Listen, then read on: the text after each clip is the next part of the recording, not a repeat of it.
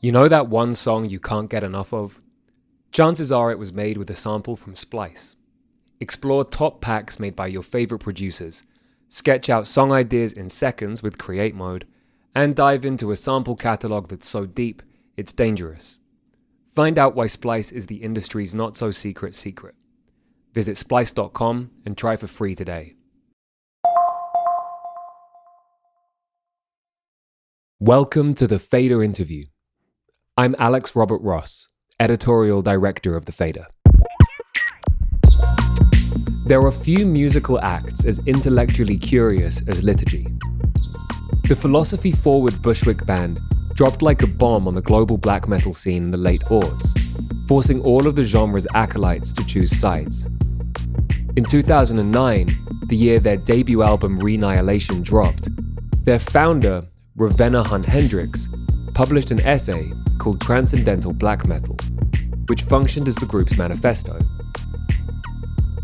Establishing the form in opposition to traditional black metal, or Hyperborean black metal as she dubbed it due to its Nordic origins, and proposing it as a way to save the music from the hands of church arsonists and Nazis, she was already putting herself in the crosshairs of a definitionally hateful community. Nevertheless, more open-minded metalheads recognized the essay for what it was: a courageous, raw, fervently messy statement of intent, rather than dogma. The true revelation, though, was Liturgy's foundational sonic premise, replacing Hyperborean black metal's unmitigated, obliterating blast beat with the more dynamic burst beat. A living, pulsating rhythm made possible by the remarkable chops of drummer Greg Fox. The music spoke for itself. 14 years, 5 albums, and several lineup changes later, Liturgy is preparing to drop the epic 80-minute double LP 93696, arguably their most ambitious work yet. It's also their most dynamic project to date, shifting between breathtaking orchestral passages and pummeling runs of extreme metal, in which Hunt-Hendrix unleashes hair-raising screams, expressing what she refers to as unbound ecstasy. The record's subject is nothing less than heaven itself. Its title is a numerological representation of what Hunt-Hendrix sees as the ideal balance of Christian love and secular humanism, a heaven on earth she calls Hylogen. It's governed by 4 laws: sovereignty, hierarchy, emancipation, and individuation, each of which is embodied by its own fearsome angel on the album, splitting the full symphonic affair into 4 conceptual movements. These angels are less cherubim or seraphim, winged, clawed beasts that would terrify you if you met them in person. But then Hylogen is not your grandmother's idea of heaven. Earlier this month, The Fader's Raphael Helfand sat down with Hunt-Hendrix for a conversation about the trajectory of her career, the triumphs and pitfalls of modern religion, and the enduring power of transcendental black metal.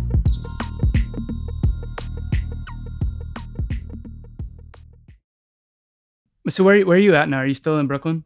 Yeah, I'm Bushwick.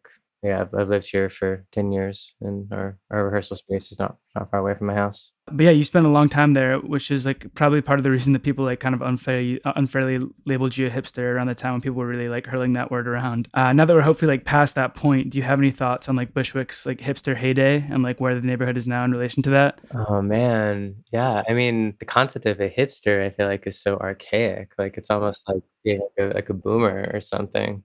Yeah, I mean, Bushwick's. Yeah, there was this time when there was like a rock scene in Bushwick, I guess, and now like a lot of the center of gravity of like youth culture has moved to like Chinatown or something. There's more like techno rave. There's like raves, I guess, going on. But the idea of like the Brooklyn hipster or something is like I never identified with that in the first place particularly. But I mean, I always cared a lot about making music in a kind of experimental like art punk spirit. That is something very different from the ethos of metal and the metal scene. So yeah, there's a lot of noise music. I mean, yeah, Brooklyn's a great place. There's a lot of noise, a lot of experimental music. Liturgy was like, like a uniquely polarizing project when you first started making waves. Like you were called a visionary and a pioneer, but also like a poser and a tourist and a hipster and like someone who Jeff Tandy wanted to fight. Do you look up back on that period of like, being like a polarizing figure in metal like fondly? Or do you feel like you're glad that you're sort of like, in a later era of your career now? Yeah, I don't identify with that very much. I'm happy for that not to be how it is. I mean, also, I think being like a practicing Christian, there's just a lot that's easier now. I think liturgy would have made more sense in some ways if it had started a couple of years ago. It was much more alien a long time ago. We kind of stopped playing for a couple of years and then sort of got like came back, with HAQQ in 2019, and it kind of just felt like the band starting all over again. In the same vein, like I'm wondering to what extent you still feel the principles of transcendental black metal, like that you wrote about, like still represent the music that you make today. The philosophy dimension of the band has developed in its own right. More and more, I do the philosophy as an ongoing thing. I make YouTube videos and write Substack posts. I have this new kind of schedule for writing philosophy. It's like every like every 10 days, I sort of introduce a new concept on Substack. It's more and more like theological as opposed to philosophical. Yeah, I think I was more interested in like materialism when I was younger, and now I'm a little more interested in idealism. In terms of trying to turn liturgy into a sort of an ecstatic experience of worship that is sort of hopeful and loving and affirmative, that general idea of sort of using black metal as a medium for that, that's still what it's all about. It's all about just kind of having a kind of mass or whatever, but a really kind of visceral one. Having reread that essay like right before this interview, it surprised me like how much of it still resonates like in the context of the new record. I think like maybe more than any of the past albums, like even the artwork, which I really love. Like this record feels like kind of like it really feels like an act of like pure affirmation, like both in like the slow passages that we discussed that aren't necessarily metal band passages, and like in the periods of like unbound ecstasy, as you call it. Those like really pretty symphonic moments on the album like square more, I think, with like the layperson's concept of heaven than the extreme metal bits. With this record, you seem to be saying that like your heaven or the Hylogen like has room for sort of both these modes. Do you think that's right? Yeah, there's always that like Apollo and Dionysus. There's always the sort of celestial and the more terrestrial. I've been studying a Russian Orthodox theology recently, not to divert the conversation to be about theology, but there's a theologian named Bulgakov, who is a 20th century Russian Orthodox theologian. His theory is that the Trinity actually has a fourth person named Sophia, and she is basically like matter. She's basically like the earth.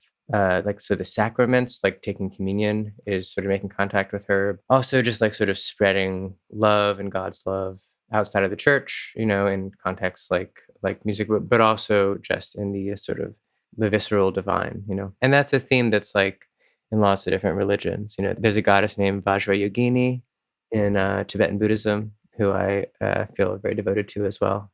Even like seraphim and Christianity, these sort of like dragon angels, fiery divine danger is part of the divine.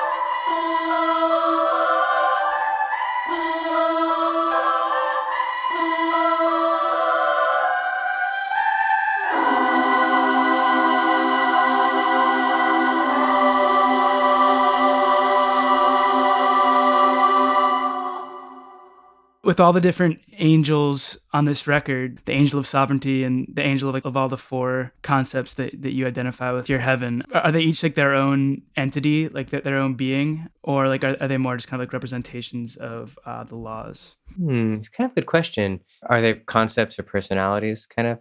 I mean, speaking of Russian Orthodox theology, there is a school of thought, and I first encountered this in a different Russian Orthodox theologian named Soloviev, that there are certain concepts that actually are personalities. And maybe actually Plato's forms were approaching that as well. Anyway, yes, on the album, there are four angels that sort of structure it, and they refer to the four laws that would govern the sort of heaven that the album imagines. So they'd be the equivalent of human rights or something, but for heaven, or like freedom and equality. But these are sovereignty, hierarchy, emancipation, and individuation. And I have theories of what those represent. So they are concepts, but there's some way in which I think certain concepts are like alive and conscious. Like freedom and equality are maybe concepts that are alive and conscious in a way. Those are no one knows quite what freedom means, and it's very kind of nebulous, and it almost seems to be a phase that like the world's soul is experiencing.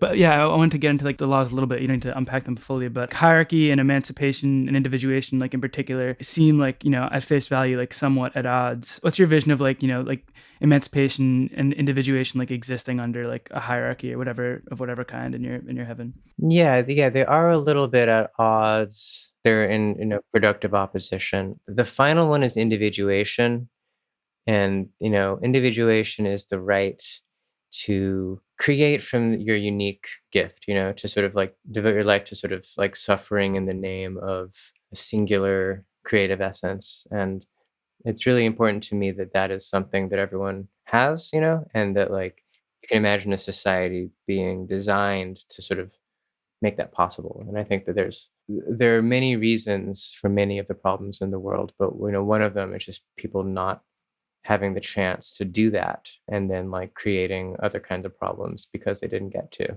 So individuation is kind of like the final one, and it's the point. And then like emancipation is a sort of ever renewed sensitivity to the appearance of new subjectivities and collectivities, for example queer culture, or just feminism. Like new rights appear for groups that are singular in a certain way. And what all hierarchy means is it has to do more with logistics, really, of sort of people being put in touch with the resources that they need, which is actually a logistical problem in a lot of ways. That's something that should be a right. And I guess since while we're at it, sovereignty. I mean, is that sovereignty in like the individual, like human sense, or like sovereignty in like the the nation sense? It's like less and less dependence on external sources of energy. So there's actually like an energy, like an energy independence, or like clean energy aspect to that, getting as close to getting energy directly from the sun as possible, but also on the personal level, it's kind of a spiritual principle, of sort of not being motivated by external false desires, and being motivated instead by love, or sort of intrinsic dignity. So society sort of tending in that direction, because it seems like the world is going to change a lot in the next 5 or 10 years. And so like, I don't know what the world's going to look like, but that this would be something that, as long as society doesn't collapse, that if it becomes more technologically sophisticated or whatever it is that happens, that this would be a sort of matrix of social justice. When I listened to Before I Knew the Truth, I kind of had like an image in my head of like when the burst beats kind of hit and like it sort of builds up and gets like very intense. It sort of felt to me like there's like sort of an angel like sort of rising up and then just sort of like screaming at me. And then there's a line in the song like Hylogen's wings and claws that makes me think of like some of the more monstrous descriptions of angels that I've seen. Like, do you have any favorite depictions of like angels in that way, from art and art history or what have you? Yeah, I mean, I mentioned Vajrayogini, who is not a Christian angel or any kind of angel, but is a Buddhist deity who I've been kind of interested in terms of that like fierce divine energy. I think about her a lot. I think about it's not fierce as much as compassionate. There's a particular apparition of the Virgin Mary called the Lady of All Nations. And it was like an apparition in Amsterdam during World War II, where she kind of like appeared to this like woman in Amsterdam and claimed to be transcending the Christian church a little bit. Like she referred to herself as the woman who used to be called Mary. That kind of became a phenomenon in Amsterdam. She's not one of the better known. Like it was within the context of Catholicism, but there's a certain violence to that, even though her message was love and healing. She was kind of like taking over the role of Christ in a feminine form, and expanding beyond the boundaries of like the church in a kind of confrontational way. I feel like that's a little bit violent. It's good for the love to be in there too.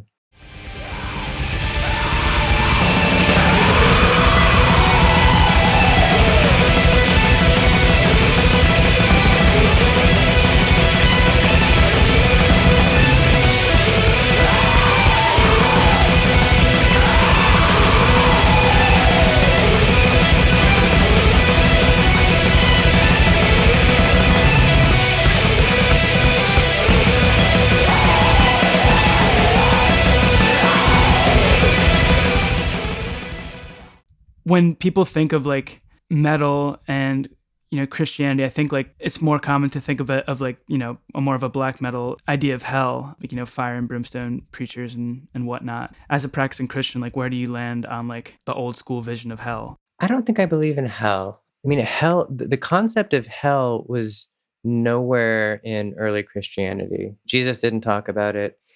Even the early ecumenical councils, once Christianity became an imperial religion, didn't talk about hell. You don't get hell until like early modern Catholicism, which is when Christianity goes wrong, and becomes like oppressive.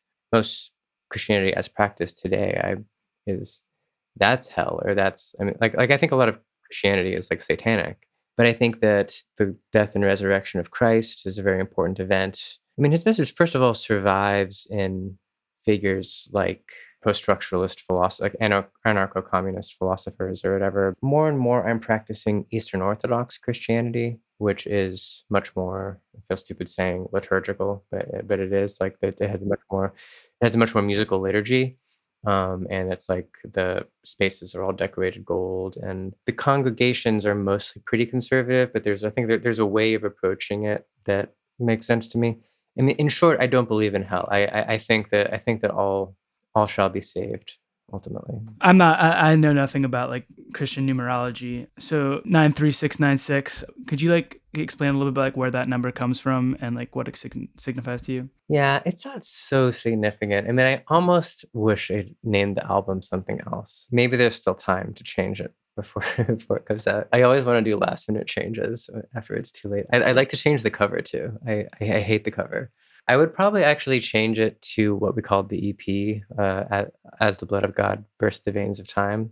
Anyway, to answer your question, the numerology is actually from Thelema. It's not from Christianity. 9-3 is what current 93 is named after. It's the Eon of Horus, and 696 is the number of the Eon of Ma'at, which is an age like Aleister Crowley invented Thelema, and he proclaimed that there was a new religion of the individual that was appropriate to this particular eon, that was like a spiritual vibration. And then this woman named Nima had a vision in the 70s or 80s that like that eon was done, or that the next eon was also happening now, and it was pulling us towards it. The ethics that were appropriate to it are closer to Christianity, and it was because Aleister Crowley is actually kind of evil.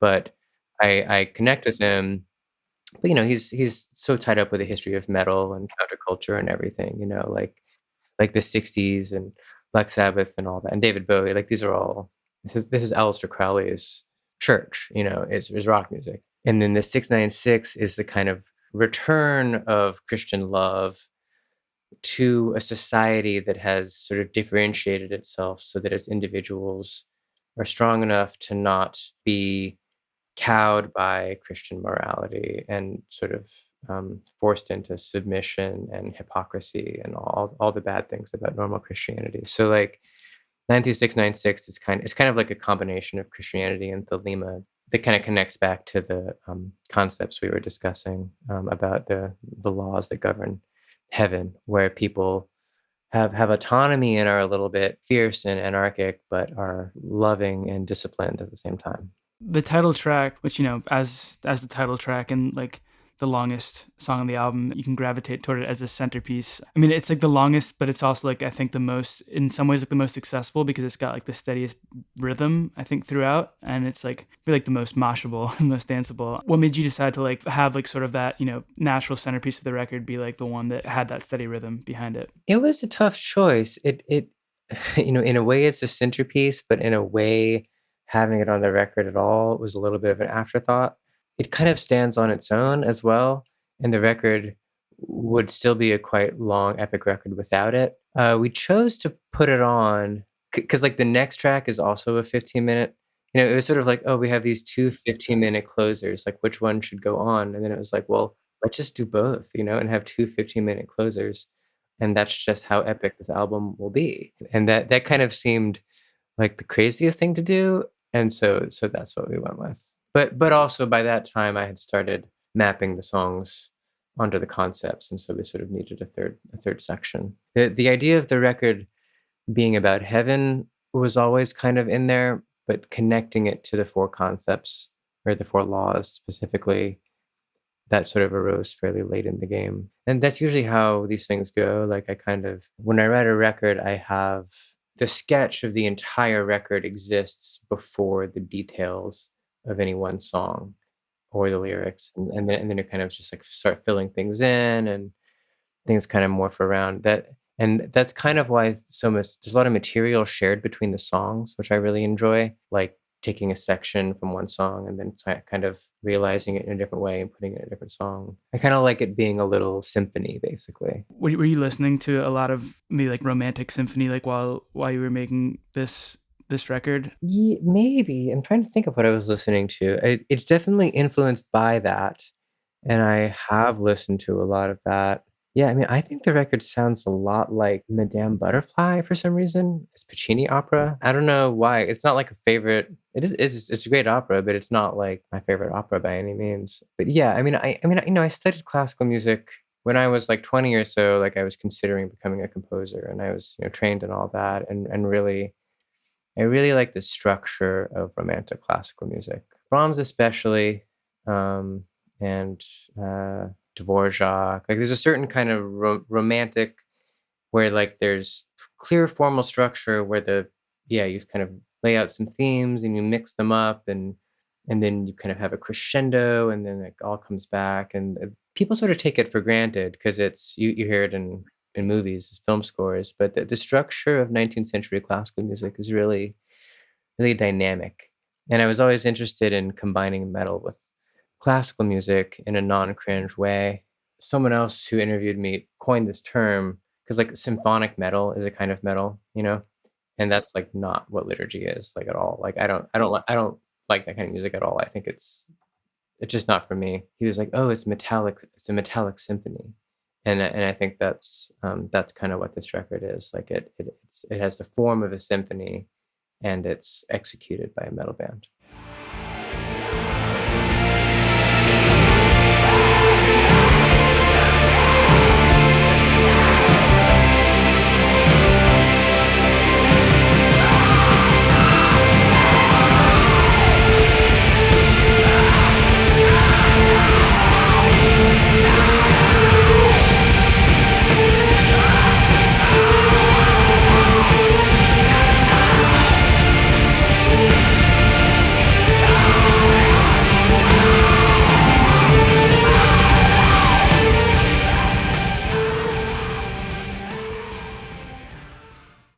Going back to your Transcendental Black Metal essay, I always like the description of like Transcendental Black Metal as like both penultimate and finite. And I'm wondering, like, do you think of heaven as a finite and or penultimate space? Like, because that would seem to go against the orthodoxy. So yeah, the idea of penultimacy, it's not something I think about that much any longer, but it's opposed to purity, right? There's like purity versus penultimacy, and purity is Hyperborean and penultimacy is transcendental.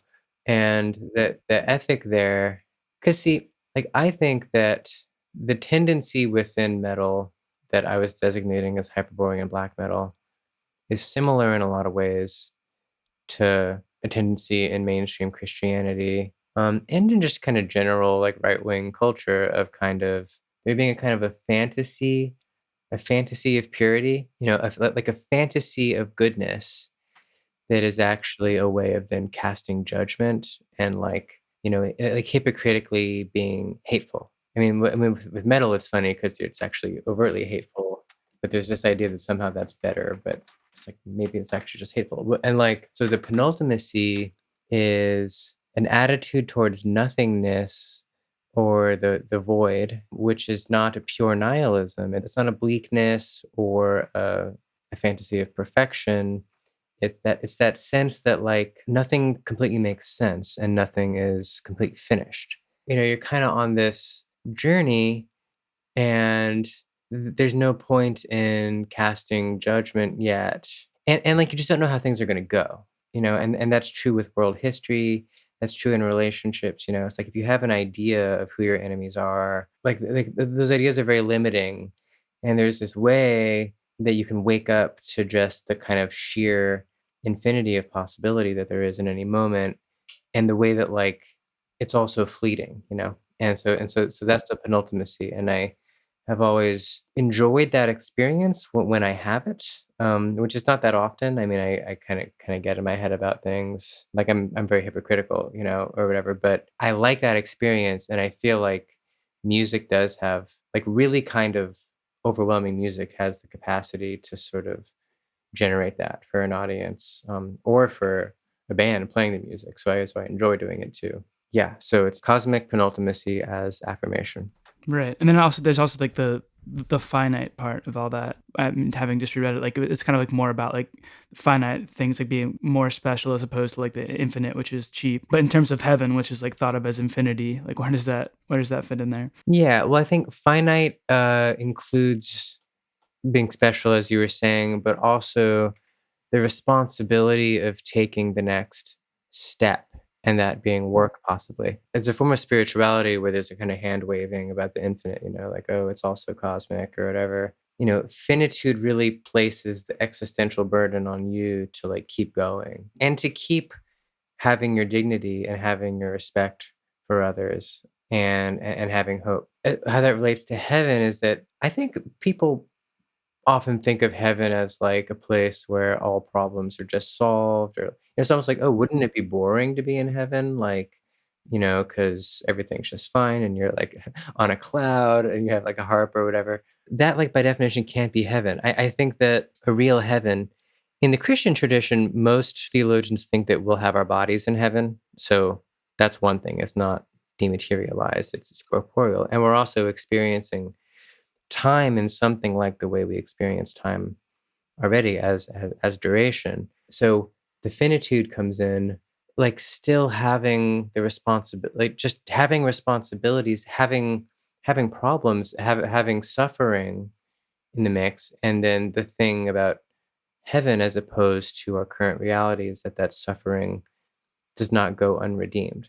So most of the suffering in our current time is sort of senseless and unfair, and those who suffer just kind of keep suffering and don't get a chance, and that's it, you know. And like some people have the opportunity to really transfigure through suffering. You sort of have to have privilege to get to do that in some ways, to a certain degree at least, anyway. But so heaven would be a place where suffering is in the name of something that you really care about, and then you learn and transform by means of going through that process, and that's kind of like the fabric of everything in that context. And so that's the finitude, the kind of taking the next step in that sense. And like finite, not in terms of like less than infinite, but like in terms of like with finitude, you have to do one, then the next, then the next, then the next. And it's not all there at the same time. The space between like the penultimate and like the ultimate finite, is that like sort of just like one of those like paradoxes, like where like faith comes in, or the missing link between those two is sort of just like faith? It's interesting to like talk to, it's like you have an album cycle, and so you talk to people who like know liturgy's history, and like it always comes up like, oh, you were so controversial, like everyone was so mad, and what about the manifesto and like all that stuff. And like it's fascinating to me that that text that I wrote is so central to the band's identity, you know? I mean, and I'm not complaining about that. I think I like it. But like, plenty of musicians write stuff, but it's not like the first thing that like Ian Slavonius or something, or like Tony Conrad, or like people are just writing stuff. They have ideas.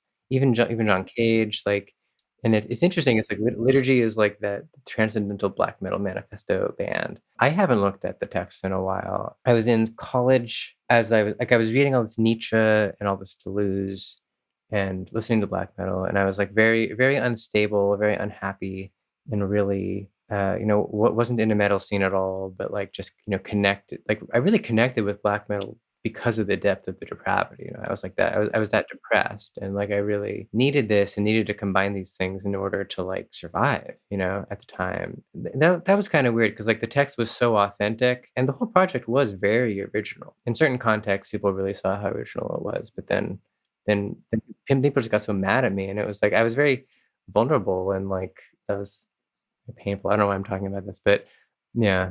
Obviously the reason why people go back to it so much is because it was like such a singular like start for a band, especially like within metal. I know there's like a lot of like academia and metal. I think especially maybe more so now. I think like most people back then, when, like in terms of like reading about metal, like you'd read in like Maximum Rock and Roll and stuff, and there wouldn't be like academic treatises on metal. And I think obviously that's probably somewhat like what some of the reaction was in terms of the people who just like thought like that's like not what metal is at all. I mean, yes and no though, because like, I mean, you say academic treatise, like the reason I liked black metal and the reason I still do, I mean, in a way I don't really identify as, black metal or whatever. I mean, no one in black metal does. So there you go. Lots of like your band having like a spiritual manifesto is not strange at all in black metal. Like all of the early Norwegian bands, they had their little statements that were like, wild and sort of mysterious, and like that's what that text is too. So it's really actually part of the form. Granted, mine, had more of a critical theory element to it. I guess that's what I mean, yeah. Whereas those were like sort of like people could read those and be like, whoa, like that's hardcore. Whereas this was like more of a critical theory. Well, I mean, sort of. I mean, it was definitely to some degree puncturing the fantasy of the kind of religious murkiness of metal, but it's not like an essay. It's like a college paper. It's like mysterious. It's poetic. It's like it's like very fervent and religious and whatever. It's not like a grade A paper or something. Like so it's not academic in that sense.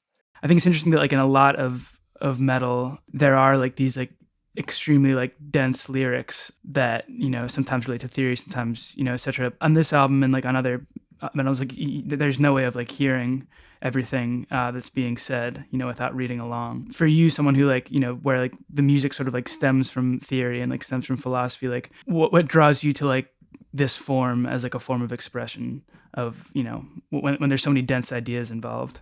In terms of why the vocal style, the screaming vocals, I resisted for a while. I tried to stop doing them for one album. It wouldn't be a choice that I would just sit down and make to scream in that way, but it just seems to work. Like it just seems like what I'm supposed to do. I really find so much emotional satisfaction from screaming in that way, and it just kind of punctuates the intensity of the music. And I really miss it if I'm not doing it. And there's nothing to convey like significance and intensity like some lady just like shrieking or whatever. And like you're correct that then it fails to convey the sort of semantic content of the lyrics.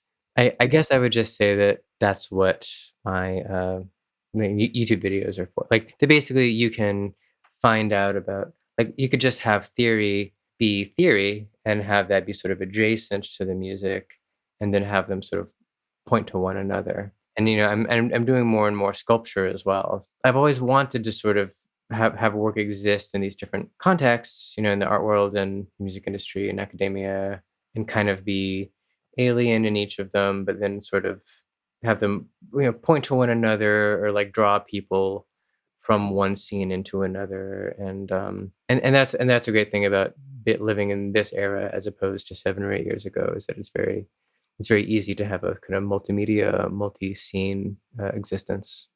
I like the idea that like you weren't necessarily trying to make like you weren't like trying to scream necessarily, but it just sort of like comes out that way. And like the way that you describe maybe like the ethos of this album is like unbound ecstasy. Do you think that there's like an element of that, of like unbound expression of any kind that like really can't or like shouldn't be explained in words? Yeah, sure. Yeah, I mean, this is one of the methodological axioms of my philosophical worldview, is that music, drama, and philosophy are three co-equal modes of access to the divine. One isn't clearer or better than the other, and so like you don't need to like translate music into words. You don't need to translate words into music. You just sort of put them into resonance with one another. And so that's sort of an attack on like like Hegelian philosophy wants philosophy to be supreme, and a lot of music wants music to be supreme. And it's Trinitarian. It's because those three forms of cultural creation map on to the three persons of the Holy Trinity, which also map on to will, intellect, and imagination. So the world soul has has the ability to have concepts and images and feelings. Like God has those 3 dimensions. And so in my work, which, liturgy is, it's kind of the main thing, but it's also just a part of. I am interested in synthesizing those as much as possible as almost a politics, because I think that the more those 3 faculties are in sync in a coordinated way, the less susceptible you are to ideology. Because there's a kind of inherent freedom that comes from really firing on all those cylinders at once. That was Ravenna Hunt-Hendrix talking to the Fader's Raphael Helfand. Liturgy's new album, 93696, drops this Friday, March 24, by a thrill jockey. The Fader interview is engineered by Tony Giambroni. The executive producer is Alex Robert Ross, and the associate producer is Raphael Helfand. We'd like to thank Lauten Audio for providing our microphones. You can find them online at lautenaudio.com. And we'd like to thank James Ivey for providing our intro music. If you enjoyed today's episode, we'd appreciate if you left a 5-star rating review. And don't forget to keep an eye on thefader.com for essential music news, interviews, and essays. We'll be back next week with another episode of The Fader Interview. Goodbye until then.